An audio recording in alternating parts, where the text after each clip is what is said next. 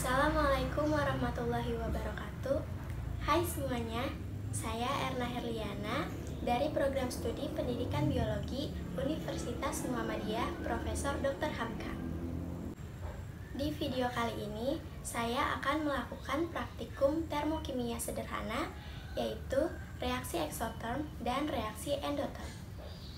Seperti biasa, sebelum mulai ke praktikumnya, kita akan membahas sedikit mengenai termokimia, reaksi eksoterm, dan juga reaksi endoterm.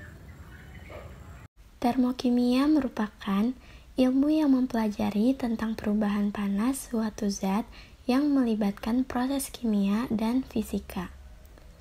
Berdasarkan perubahan entalpinya, termokimia ini terbagi atas dua bagian, yaitu reaksi eksoterm dan reaksi endoterm. Apa itu reaksi eksoterm? Reaksi eksoterm merupakan reaksi pelepasan kalor, di mana pada reaksi ini disertai dengan perpindahan kalor dari sistem ke lingkungannya, sehingga menyebabkan suhu lingkungan naik. Pada reaksi eksoterm ini, entalpinya bernilai negatif.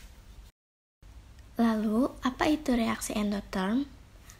Nah, reaksi endoterm ini merupakan reaksi penyerapan kalor, di mana pada reaksi ini disertai dengan perpindahan kalor dari lingkungan ke sistemnya, sehingga suhu pada lingkungan akan turun.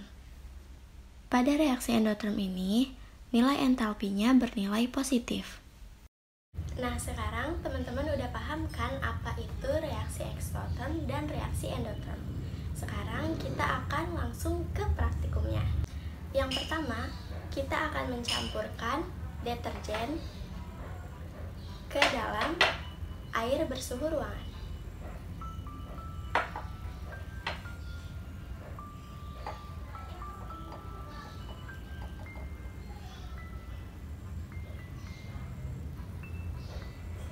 Kemudian kita aduk ya. Nah, setelah didiamkan beberapa saat, air dan gelas akan terasa panas. Ini disebabkan karena terjadi perpindahan kalor dari sistem ke lingkungannya. Nah, jadi pelarutan deterjen ini merupakan reaksi eksoterm. Nah, di percobaan yang kedua, kita siapkan wadah baru dan juga es batu. Sekarang kita tuang es batunya ke wadah yang baru ini ya.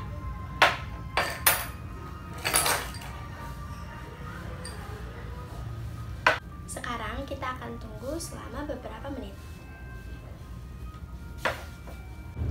Setelah didiamkan beberapa menit, es batu akan mencair. Pencairan es batu ini merupakan reaksi endoterm. Kenapa?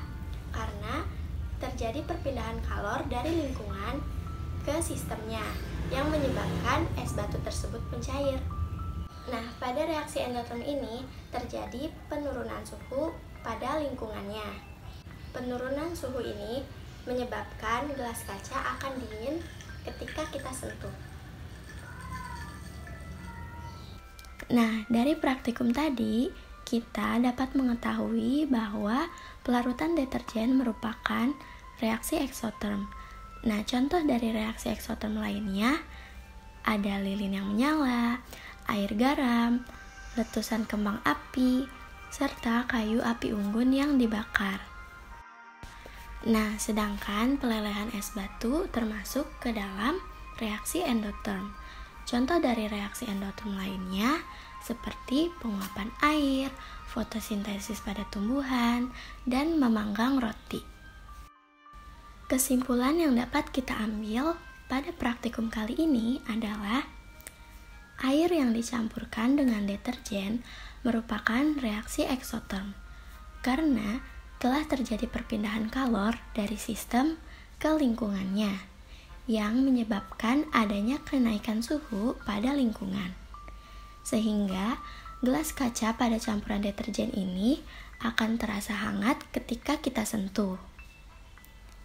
Sedangkan pada es batu merupakan reaksi endoterm karena terjadi perpindahan kalor dari lingkungan ke sistem yang menyebabkan es batu tersebut meleleh dan terjadi penurunan suhu pada lingkungannya, sehingga gelas kaca pada es batu tersebut akan terasa dingin ketika disentuh.